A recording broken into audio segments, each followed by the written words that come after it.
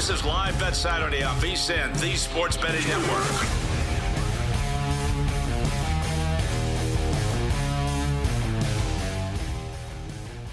Welcome back into Live Bet Saturday, Hour 2. I'm Grace Remington with Will Hill as we get you ready for tonight's games and hang out with you during the games in action right now. We're capping baseball, we're capping NHL playoffs, we're capping NBA playoffs, talking a little bit of golf, a little bit of everything today. It's a well-rounded Sports Saturday in May, but looking at a couple of these baseball scores here, the Braves leading the Pirates 2-1 in the top of the fourth. The Cards leading the Nats 4-0 in the bottom of the fourth. The Yankees down to the Athletics 4-0 in the bottom of the third.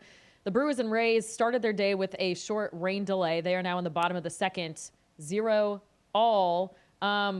We came into today, Will, kind of on opposite sides for Atlanta-Pittsburgh. You had the first 5 under. I have the full game over, 8.5. And right now, I don't know. I think we're pacing for both. We can both win here. Yeah, so far so good. I mean, I'm on slight advantage now, 2-1, top of the fourth. Although I think Atlanta might have just gotten somebody on base.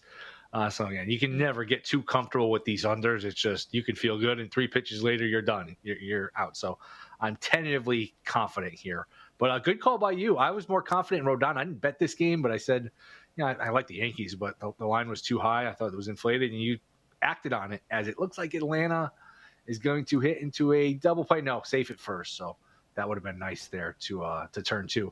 Good call by you because Rodon's getting smacked around here. Not that I watched every pitch, but 4-0. And the A's, I have a habit of calling them Oakland. I'm trying to break. I didn't do it. The A's have 2 on with 1 out, 4 runs in. So this is my fight. You can't trust this. You can't trust Rodon. He's got good stuff. When it looks good, it looks really good, but he's just too inconsistent, too up and down. I know it's a tough ballpark to pitch in, and the A's have an underrated lineup. I think that's a scrappy kind of team. I don't know that they can kind of sneak into the playoffs, but I wouldn't be shocked if they won 83, 84 games and snuck in. They're I think, a feisty bunch when you're bad as long as they are. You get some good draft picks, and it looks like they've hit on them with Wilson. They've got some good young bats. Rooker's obviously a good bat. Mason Miller's phenomenal at the end of the game. We'll see what kind of pitching they can get. But good call by you so far, at least. Not trying to jinx it. Thank you. Yeah, please don't. So I came into this one betting the A's plus 135 on the money line. It was a fade of Rodon. For him, it's always the fastball that's a concern. It's because it's not a good pitch, and he throws it. That's his primary pitch. In years past, he has thrown it 50 to 60% of the time. Now he's throwing it closer to 40%. I want to pull up his pitching profile here to get a few more details. But today he's given up two two-run shots, one off the bat of Brent Rooker, the other one off the bat of Luis Urias. And one was on a slider, one was on a fastball. But yeah, he is throwing the fastball about 41%. I mean, it's still a really high rate to have such discrepancy in your pitches, and it has a 358 expected weighted on base average. The average for any pitcher's pitch is 320, so it's just not a good pitch. Looks like the spin rate is slightly down from last year too.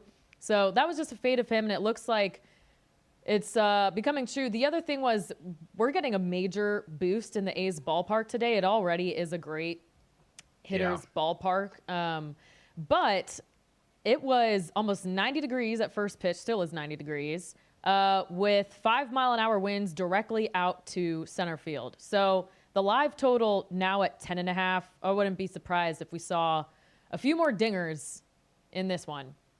But let's go back to the court really quickly because the second half of Celtics-Knicks has tipped off. About 11 minutes to go here in the third quarter, and Boston leading 74-46. Your thoughts here on the second half, Will? My thoughts on the second half is we're probably not going to spend much time as Aaron Judge just goes deep here. So it's now 4-1. The A's leading. Aaron Judge, breaking news, turns out is pretty good at baseball.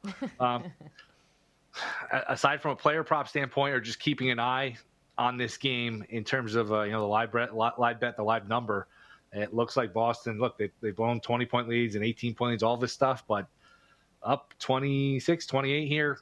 this is going to be tough for even them to blow. Sometimes, now this doesn't apply here. Sometimes when it's a blowout like this, DraftKings, some of these books will let you parlay player props to the under. I did this live on the air a week or so ago in the Warriors-Rockets game. I did it the other night, Nuggets and Thunder. Jokic, Murray, unders when they're down 40 points, figuring, you know what, the coach is going to wave the white flag at some point, pull these guys out, and you can hit a nice parlay, steal one that way, or just play them under individually. But they're correlated because if they get benched, they're all going to hit all the unders, all the rebounds. They're all going to get home. The problem is Thibodeau doesn't know what white flag means. He doesn't know what surrender means. He's going to leave these guys in till the bitter end, I would think. Especially, first of all, that's just his nature, especially since they've had these comebacks. So unless it gets to the point of like 40 plus, you're probably going to see Brunson and all of these guys, Towns, the starters. You're probably going to see them. But that would normally be an angle I would look at in a blowout. I don't know if it applies with Thibodeau for just his hard-nosed nature and the fact that they've already pulled off a couple comebacks. But 77-48, now 78-48, 10 minutes left in the third. I don't know what there is much to talk about other than can the Knicks bounce back in game 4, or is this going to be something where, a week from now, 2 weeks from now, when the Celtics are in the finals, you say, wow, remember when the Celtics were down 2-0 in the Knicks and everyone was freaking out? That's so true. We'll see what happens here, but the Celtics obviously in firm control up 30. Yeah, and that live total, they're pacing for 219.5. So I really should have bet that over 205.5. My gut was right. The market overcorrected twice in a row. At least we know that for the future now. Let's get some more baseball in because we've been talking about those early games. I want to make sure that our listeners and viewers get some bets in for the later games today. And we've got a full slate. And a couple of them teeing off in probably an hour at this point. I guess I have a few plays, Will, but I do want to open it up to you. Is there a game in particular that you are eyeing today? The game I'm most excited to watch, just from a fan standpoint, and I did bet it, is the Royals and the Red Sox, just because it's Crochet, it's Reagans, it's two really good left-handed pitchers. Crochet's been really good, not quite superhuman like he was pretty much last year for the White Sox, but Reagans is really good. They're both really good. So I did play under 3.5 in the first 5. Again, I do not like to play these full game unders because what's supposed to be a close game, this could be 2-2 heading into the ninth, and all of a sudden you don't really like your under 7, and you can really suffer some bad beats in these full game unders if it goes to extra innings. So to me, under 3.5 in the first 5 is the way to play it. I looked at the under first 3 too. I've been playing a lot of these first 3 inning totals. I think those are good because a lot of time the pitcher the second time through the lineup gets hit more so than the first time. And if you can just have a quick 1, 2, 3, a couple of those innings, you don't turn the lineup over, which really benefits the pitcher. And I just see it so many times tracking these games, tracking these scores. Good pitching matchup. And you get 2.5 for the first 3 total. It's 1-0 after 3, 1-1 after 3. So keep an eye on those. This one is under 2.5, but it's juiced minus 175. That's a little too much for me, but under 3.5 is the play here. The first 5, the Royals quietly, very quietly, because I hadn't realized this till a day or two ago, have won 16 out of 18, and they're not like lighting up the scoreboard in terms of their offense. They've gotten pitching. Some of it's the balls bounced their way in certain spots, but the Royals here have played well. What is your one go-to game in terms of a bet or just interest point tonight? Well, you know what? I'll talk about that game too. And I didn't even realize that that's what the Royals' record has been in the last 18 games. I'm thrilled to hear that because I have bet them in futures markets and every which way. And I've been kind of dismayed to see the way the offense has started the season. But I do believe they have the bats there. It's just a matter of kind of finding their rhythm and stringing a bunch of hits together. I ended up betting. So I actually bet, again, we're kind of on opposite sides here.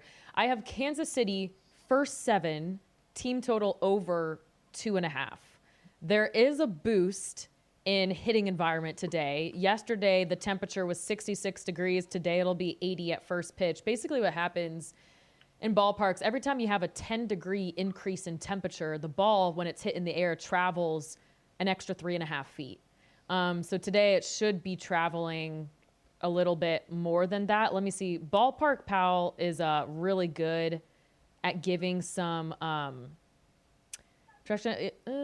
Okay, so it has a little boost. It's not the biggest boost ever in Kauffman Stadium, but still, that 15-degree boost in temperature is enough for me to find some way to back the hitters, especially when I'm looking at Garrett Crochet here. He has a 2.02 ERA, which looks great, right? But his expected ERA is 3.26. His expected FIP is 3.25. Still great numbers, but he's due some negative regression. His walk rate, 10.2%, is double what it was last year. I was looking at the breakdown of his specific pitches. It looks like he is due some big negative regression on the cutter. He throws it 28% of the time. It has a 197 weighted on base average, but the expected is 303. So that's a really big discrepancy. And then he's also due negative regression on the sinker. He throws that one 16%. It has a 319 weighted on base average, which is right there at the average cutoff, but a 417 expected weighted on base average. So I actually think, he's kind of due to get hit around. So I'm just targeting the Kansas City side here. Two great lefties we got here, two potential Cy Young winners. Super interested in how that game turns out, but the hitting boost is enough for me to at least back an over in some form.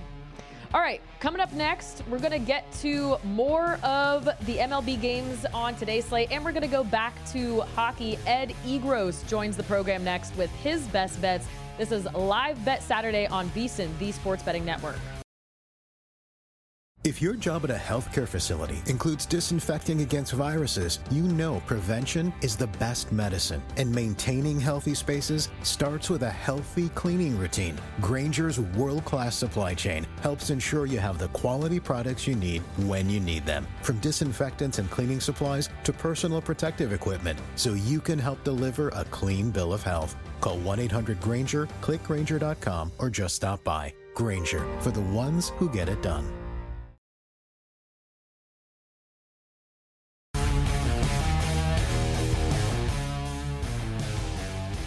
Welcome back into Live Bet Saturday on VSiN, the Sports Betting Network. Thank you for spending your weekend with us as we get you ready for tonight's games. Now we are fully repped across the country, coast to coast, as Ed Egros joins the program on the Progressive guest line with his best bets for baseball and hockey.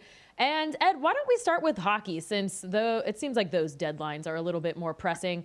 But first game of the day, we have the Caps and the Canes going at it. What do you like in this one?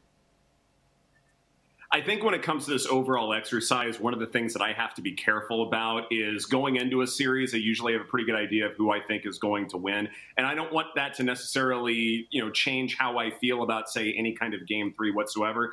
But that's kind of how I'm looking at this one and definitely the other series, which I'm sure we'll get to in a bit.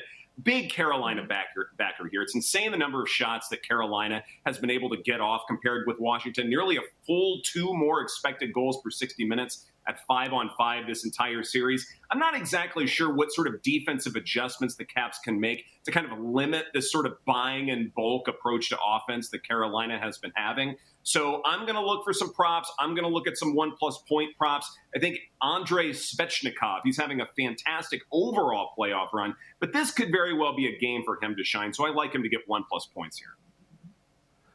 And I'll ask you something. It's interesting on VSiN. We talk a lot about player props, sides, totals, all these different angles. I'm going to ask you something just straightforward and open-ended. Who do you think wins the Stanley Cup?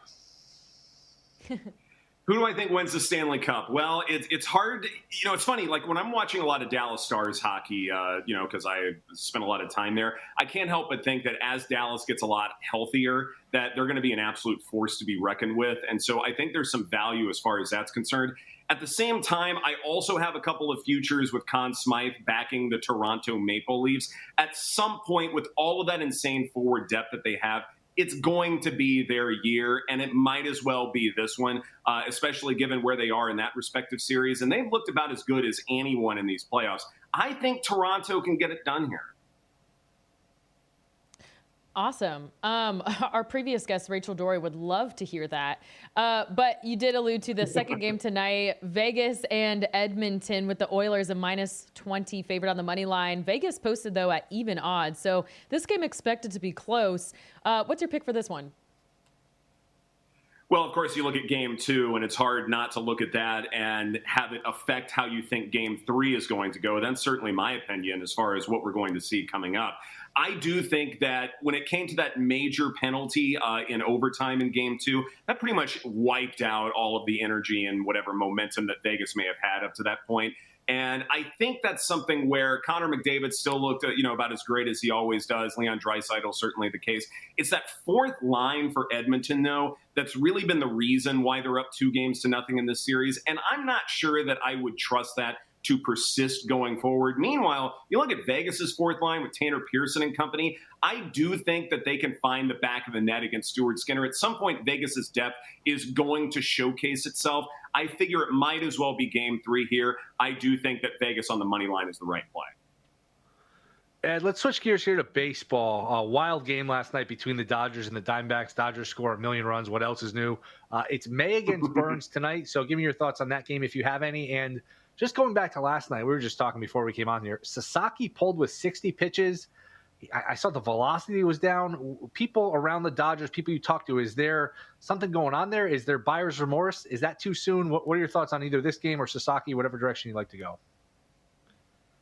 Well, I do think it is too early for buyer's remorse. I mean, when you're dealing with someone as young as he is, I mean, first off, the fastball velocity really is what sort of brought him here in the first place. And so if he doesn't necessarily have that or it's down for whatever reason, then absolutely. Like, there's not a whole lot else in terms of being able to go through another time through the order or, mix and match pitches. Like, really only has 3 pitches at this point. So when that fastball velocity isn't there, he can't overpower hitters, then yeah, it's probably going to be a short outing for him. But I don't necessarily think there should be time to panic. I mean, if there is something going on with him, then, absolutely you do your due diligence. But I still have a lot of optimism that he's going to be an absolute force going forward. And then as far as the Dodgers are concerned, I mean, it's really interesting when you're looking at, overall Dodger hitting. There are times when they look absolutely incredible, and then there are times they can slow down just a little bit. And I wonder if that inconsistency might be a real concern for them going forward. And so this is probably going to be more of a stay away for me than anything else. I certainly understand why Arizona is a favorite, but at the same time, because of just how deep the Dodgers are, I'm always apprehensive to go against them. What I've tended to do is whenever I think LA is in a great position to showcase its overall talent, then absolutely I'm going to back them. But when I don't, and I probably prefer the stay away than, say, taking the other side. We had just talked about, before you came on air, our bets for the Red Sox Royals. We have 2 Cy Young caliber pitchers here, both of them southpaws, which makes it a little bit more exciting. No surprise, though, it's the lowest total of the day at 7 runs. What are your thoughts on this game? Well, the Royals are absolutely on fire, no doubt about that. But if you look at what's gone well for them since mid-April, expected batting average, BABIP, they're roughly in the middle of the pack in that time frame. And so to me, it's been a lot more about pitching. But even the pitching numbers, yeah, they're good, but they're not necessarily the best that we've ever seen. So I think part of the issue here is that the pitching has just been really good in terms of situations, that they're coming through at just the right times. Now, is that stable from one game to the next, 1 month to the next? I don't think so. Like, I still believe that the Royals can very well get a postseason spot and all of that. But this isn't something where you want to ride the hot hand, believe that they're going to continue this hot streak. Meanwhile, as far as Boston is concerned, I still consider their hitting to be absolutely dangerous. And just put, Rafael Devers and all of that madness just to one side here for a bit. Alex Bregman on Fuego, Wheeler Abreu with a really strong barrel rate. And I do think as far as pitching is concerned that Garrett Crochet can keep up. Maybe his numbers are not quite as good compared with Kansas City, but I do think that he can keep up and make this thing interesting. And I believe in Red Sox hitters in this spot. I think they can win comfortably, so I like the value on the red line for that one. How about Rangers-Tigers? It is DeGrom against Flaherty. DeGrom not putting up the video game velocity strikeout numbers, but he's been healthy. He's been effective. He's a small favorite here. What are you looking at in this game? He certainly has been healthy, and the Rangers absolutely need him to be that, because if the hitting is that atrocious for Texas, taking out their offensive coach or whatever they're calling him, it's something where, okay, the pitching has to be at another insane level. And as baseball fans, I do think that we want to believe that DeGrom is back. But I might slow our collective roll as far as that's concerned. This season, he is getting to 5 innings in just about every start, and so that's good to see. But when you look at fielding independent pitching and compare that to his ERA, his FIP is a full run higher in pretty much every start. And that is a concern for me as a bettor, because that means he's getting some fortunate bounces when the ball is put in play. I'm not sure that that's going to be sustainable for one game to the next. And so, especially if you're looking at his four-seamer, that's where all of the problems seem to exist for him. Yeah, you're absolutely right. The velocity's down just a little bit, and that has to be good because it sets up his slider, and that's what makes DeGrom oh so effective. And so I do have some concerns that DeGrom may not last very long in a game like this, so there might be some props there as far as his overall innings pitched. But as far as the bet that I like, I trust Detroit. They are absolutely on fire right now. I believe they can get to over 3.5 team runs. Ooh, I like that angle. Yeah, it's crazy to look at DeGrom's numbers because in his age 36 season, most of his stats still rank among the top 15 to 20% of the MLB. But compared to the standard he has set to himself, it's not who we have expected. And I'm always comparing the ERA to the FIP and the XFIP, and you totally nailed it. There's some negative regression coming his way. Ed Egros of FanDuel. Wes, where can we find your work? Well, I'm on all the socials at Ed with Sports, and also check out my Substack as I've got a little idea. Shohei Ohtani with that incredible at-bat that he had last night. It might be important to put that in some context, though, and so hopefully I'll have a little article about that over the weekend on my Substack at Ed with Sports. That's awesome. All right, Ed, thank you so much. Loved your insight today. Appreciate it. Thank you. Thanks, Ed.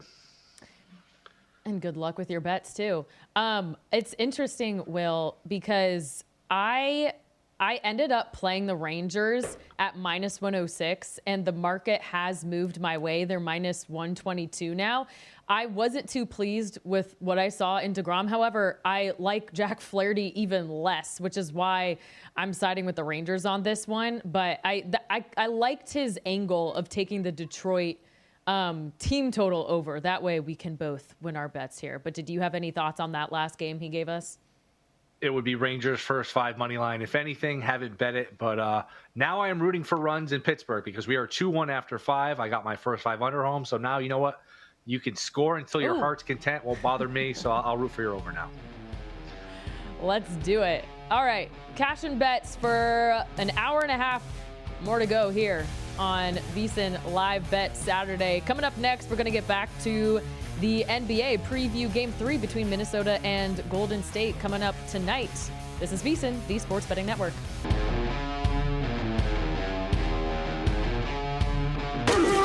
This is Live Bet Saturday on VSiN, the Sports Betting Network.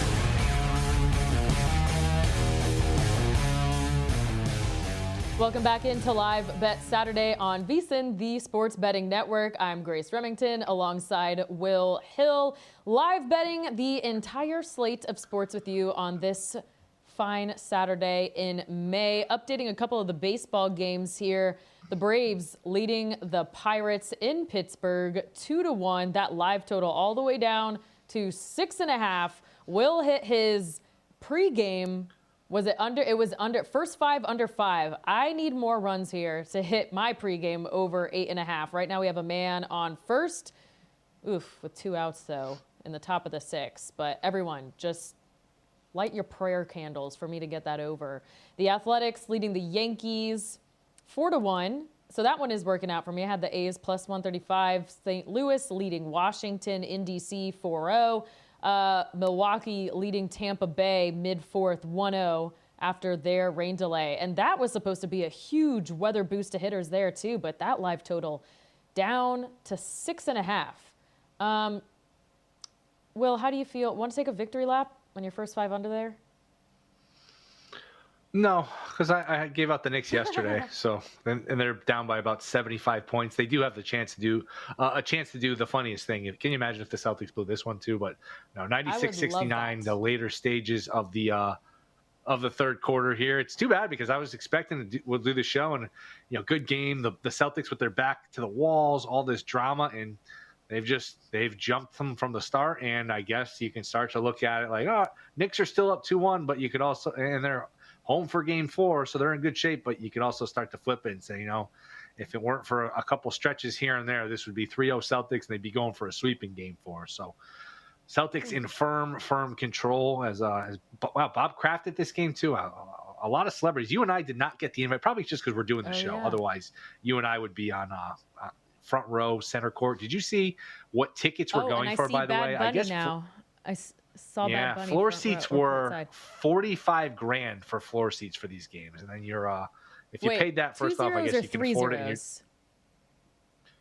3 zeros, 45,000. Yeah. What in the world? Yeah. Okay. Well, time to make friends with Audrey Plaza so we can get invited next time. Yes. And maybe she'll want to come on the show too. Live bet Saturday, courtside at MSG. How's that? Yeah. We can only hope.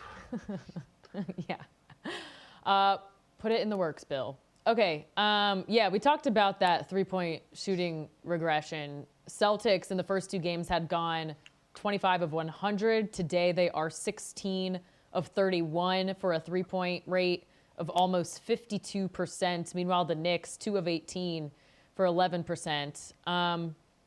So honestly, I don't think we expected a lead over 30, but the shooting kind of going how I thought it would go. I do want to get in some picks for the later game. T-Wolves, a 5.5-point road favorite at Golden State. This one opened at 5, so it moved slightly Minnesota's way. The total really hasn't moved, though. 200.5. Very low total for an NBA game. Do you have any pregame wagers on this one? Warriors team total under 97.5. I just don't think without Curry they have much of a path for offense. He's just, first of all, so good. Not good, great, historically great at putting the ball through the hoop and scoring those 30-plus points or whatever he does and making his ridiculous circus shots. But it's the attention that he draws, the attention he creates. That's not there. So all of that attention now gets divided to the other players and all these guys that are under the basket wide open, wherever, shooting wide open. Now you got a man in your face, and I know they got to 93 last game, which still wouldn't be good enough for this over, and it would be fine for our under. A lot of that was late, garbage time. You know how these games go when it's a blowout. With a spread around 5.5, as Minnesota's taking some money here, you'd expect the game is a little bit closer, so you don't even get those garbage points. And plus, Kuminga and Trace Jackson-Davis combined for 14 out of 17. Not sure you're getting that again. I know they didn't shoot the ball well from 3, so maybe you get a little bit better there. Than I think 28% from 3 last game, and you're home. But they don't have a lot of great shooters without Steph. And Butler hasn't looked like peak Butler. He is battling the pelvic injury, and just a situation where I think even with Curry, this was kind of a flawed roster with not a lot of size, not a lot of shooting. It was Steph's greatness, Butler, Draymond, their experience, and you just kind of figure out the rest. Without Curry, this is not a great team. This is not even a good team. I think Minnesota's in good shape to not only win this game, but win the next 3. I understand the Golden State perspective is just figure out a way to win one of these 2 at home, and then maybe you get a miracle, and by game 5, Steph miraculously heals, and you can be 2-2 with a fresh Curry, and you just go from there.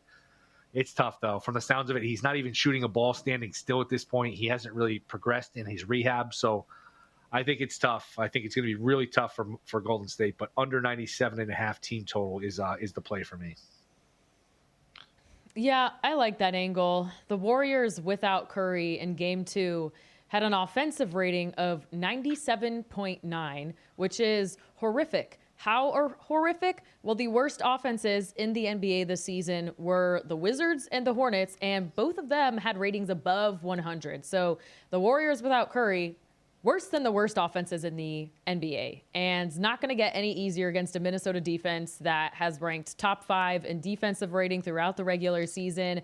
They are third in defensive rating in the playoffs. And we heard Jimmy Butler talk about it after game 1, where he hoped Curry could come back because it is not as easy playing on the court without him. Butler sounded winded after that game, and he's kind of dealing with an injury of his own, taking that hard fall in the first round of the NBA playoffs. But speaking of Jimmy Butler, there was a prop I was looking at for him. I was thinking about the over 12.5 rebounds and assists, and it actually looks like the market's agreeing with me because it has now moved to 13.5. I was looking at basically his history with this record. Doesn't have the best win rate. He's gone over in 5 of the last 10. But my thought process was Minnesota wants to force Golden State to beat them with somebody else. So Butler's going to have to get other shooters involved. And that kind of gets your assists line going up. But I also want to give some props to our prop expert, Zach Cohen, on vsin.com. He posted this line: Naz Reid over 11.5 points at -120. He also bet the alt line for Reid to score 18 or more points at plus 310. And it comes down to this. Since the start of the postseason, the T-Wolves have an efficiency differential of plus 6.7 with Naz Reid on the floor. Meanwhile, with Rudy Gobert on the floor, their efficiency differential is negative 10.5. Reid is playing 32 minutes a game compared to Gobert's 26.5 minutes a game. For Reid, this is a bump to his regular season average of 27.5. For Gobert, this is a decrease to his regular season minutes of 33.2 minutes. And Reid is knocking down almost 46% of his threes since the start of the playoffs. So he's shooting it well. He's getting more opportunity for those shots. And it looks like, a lot of these coaching staffs are into the advanced analytics. So if they're looking at these efficiency differentials, the plus minus, it seems like they're rewarding Reid for that higher rating by giving him more minutes in this spot. So shout out to VSiN NBA expert Zach Cohen for that one. Naz Reid over 11.5 points. Any other thoughts on that game, Will? I was just going to update the futures market because DraftKings, a lot of these books will update who's going to win the championship, even with games being played. Now, they don't update the series prices. Like when the Knicks and Celtics are playing right now, you can't bet the Knicks-Celtics series, at least not from what I can see. But right now, the Thunder are still the short shot, despite the fact that they're down 2-1.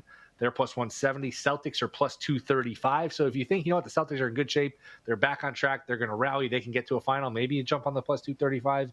Cavs plus 550, T-Wolves plus 850, Nuggets 10-1, Knicks down to 17-1, Pacers 28-1, Warriors 35-1.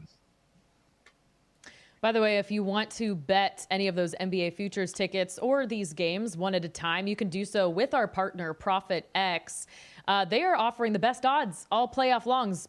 ProfitX is a peer-to-peer sports exchange available in 40-plus states. So you'll be able to make your picks against other groups of fans rather than the sports books. Exchanges guarantee you the best odds on average by 10 to 20%. That is huge.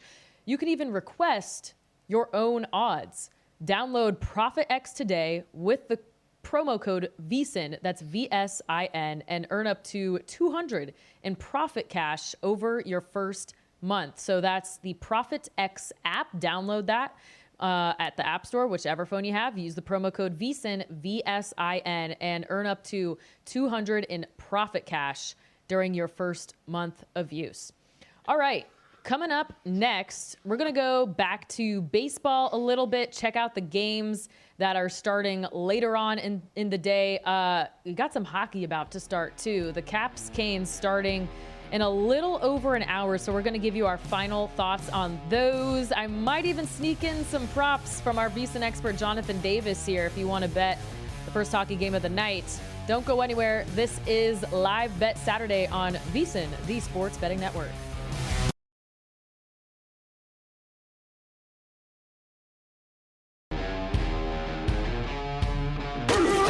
This is Live Bet Saturday on VSiN, the Sports Betting Network.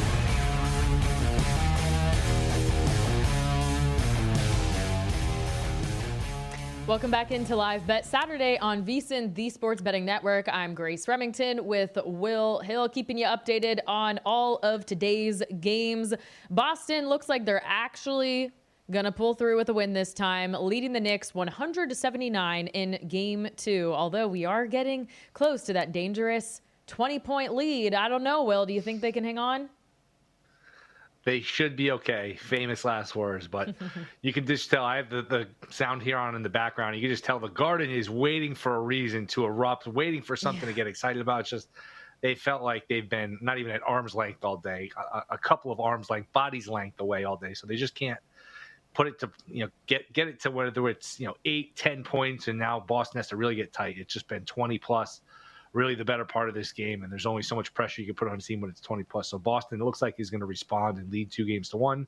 But as you've alluded to, we've been down this road before, and Boston has blown these leads. So it would be just nothing short of miraculous if it were to happen again. But I don't think that will be the case. But I am keeping an eye here as the Yankees have first and third with one out, 4-3 game, top of the sixth. So it was once a 4-0 lead, and in good shape for your A's plus 135 bet, which was really a solid bet, is now in some peril here, Grace. I'm a little bit nervous. I have to hold on. Let me pull up the play-by-play here. I want to see if this is luck or I don't know if my internet's going to load in time. Oh, well, 2 of those earned runs. You see, I was backing JP Sears, and 2 of the Yankees' 3 runs came off of the reliever. So yeah. I feel like I'm still right on that one, but it was some of the best hitting weather of the day there. So how many of these? We have 1, 2, 3, 4. That's 5 of these 7 runs have come from, 6 of the 7 runs have come from home runs, which makes a lot of sense. 90 degrees with winds blowing out to center. So weather people, maybe I should just bet the over. It's fine. You live and you learn. We do have a hockey game coming up here that I want to get to at 6 o'clock Eastern. It's Game 3 of Washington, Carolina. Pretty big discrepancy on the money line here. Carolina a minus. Oh gosh, Yankees just tied it. Okay, no, moving on. We're talking hockey right now. Carolina a minus 240 favorite on the money line. Washington is plus 205, and it looks like it's all money on the Canes here because they actually opened minus 175. A lot of the market expecting an over too. 72% of the tickets and the handle to the over 5.5. Something I thought was interesting, and Rachel Dorey talked about it too, is just Carolina takes a ridiculous number of shots. It's kind of the kitchen sink approach, where they take so many shots from all over the ice that they have a lot of low chance shots taken as well, which doesn't really help you. And so the players were actually asked if they're going to change their approach because they've been limited to 3 goals in the series on 180 shot attempts. And I thought the difference between the Canes and Caps was pretty interesting here. So the Canes have taken 100 more shot attempts in the series than the Caps have. They have 61 shot on goals, nearly double the Caps' 35 shot on goals. 70 of those were blocked. The Caps have only had 20 block shots. For the Canes, almost 50 of their shots have missed the net. For the Caps, 29 have missed the nets. So Canes just flying everything out there. But the players are adamant that they're not going to change their playing style despite the low conversion rate. And we shall see. Logan Thompson has been having a great playoffs for the Washington Capitals. His 93.1 save percentage leads all goalies who have played at least 5 games. But Frederik Andersen on the other side is second to him with a 93 save percentage. And Andersen actually leads all of the goalies in the playoffs with a 1.55 goals against average. So I want to give out some of Jonathan Davis' best bets for tonight. And you can find his work over at VSiN.com. He is our VSiN expert for the NHL, and he is so good.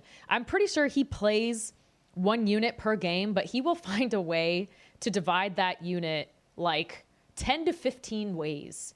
And so I'm just going to read some of what he has here. He has a little parlay here.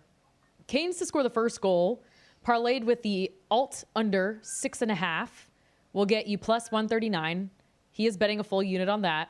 He has the Caps to score an empty netter at plus 575, a tenth of a unit on that. So I guess with how much of an underdog they are in this one, that would make sense that they could score an empty netter. So that's kind of a cool way to back them as an underdog.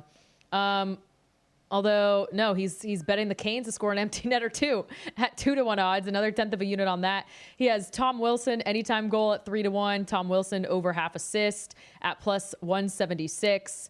Alexei Protas anytime goal at plus 420 and over half assist at plus 265. So those are just some of his ideas. But Jonathan Davis is really good at breaking down these games. You can find his analysis over at vsin.com. And then later on in the day, we have the Vegas Golden Knights taking on the Edmonton Oilers. Vegas even odds on the money line. The Oilers minus 120 with the highest total of these next 4 games, 6.5. No surprise there because they have just so much star power on these offenses. But, unfortunately, we got to go back to baseball here because now my A's bet is not looking too great. Yankees have taken a 6-4 lead in the top of the 6 with 2 out. We did jinx it. We talked about it too much and we jinxed it, Will. Good learning lesson because you had the right handicap. You had a correct handicap. You wanted to play the pitchers, the starting pitchers. That aspect of the handicap was correct. So that's why I'm just much more of a first 5 better. And look, the first 5 can backfire you just as much as that backfired. And sometimes, the first 5, you're down 2-1 and you lost that. And then they come back to win and you feel like an idiot. But to me, I just, and plus it saves time too. It's just less time having to handicap the bullpens, things like that. Who's pitched, who's available.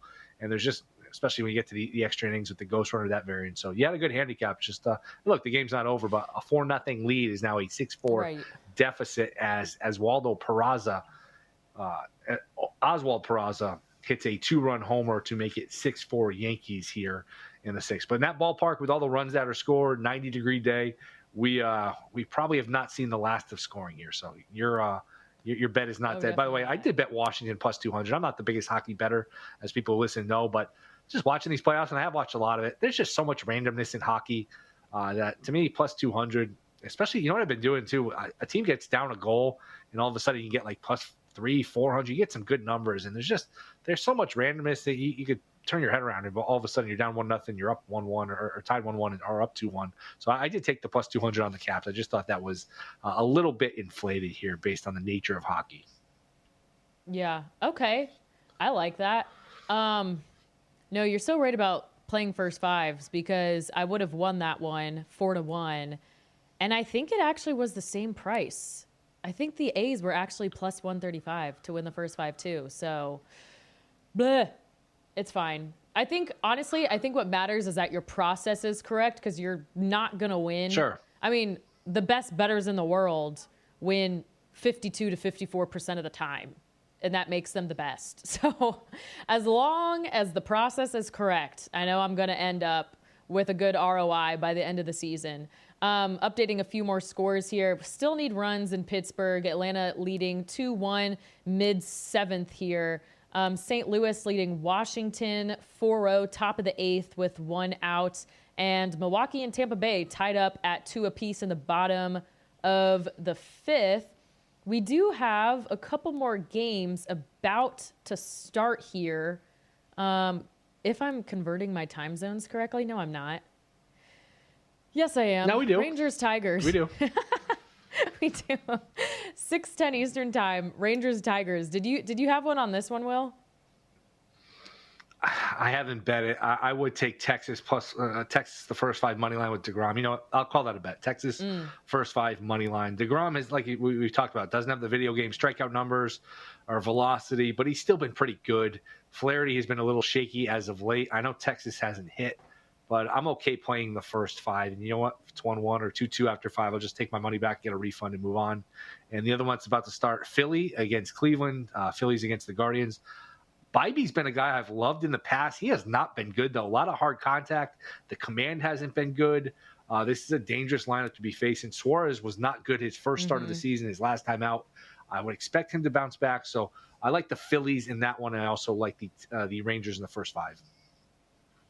Yeah, I'll give my thoughts on both of those after the break. We do have a few a little bit more time to talk about those. But first, I want everyone to know that you really need to sign up for VSiN Pro just for the betting splits from DraftKings and Sportsbook. Circa's known for taking the big bets from professionals, while DraftKings looks at a broader market perspective. So you are getting a look at the real action in real time from the sharps and the public. You can see the percentage of bets versus the percentage of the handle on every game in every major sport, helping you make smarter bets. Take a look at vsin.com/subscribe.